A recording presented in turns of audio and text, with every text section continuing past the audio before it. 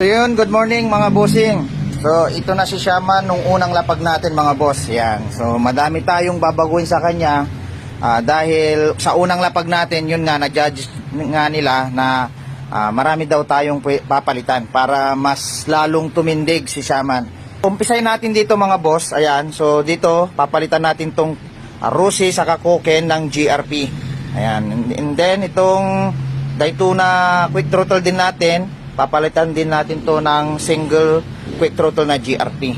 So dito naman sa rear hub natin, dito magpapalit tayo dito ng GRP panel.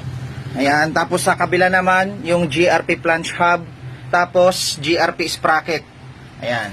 So yan, papalitan na siguro, papalitan na rin natin yung hub niya kasi malit yung DTD. Tapos dito naman siguro papalitan din natin to ng duo cup na pang GRP din.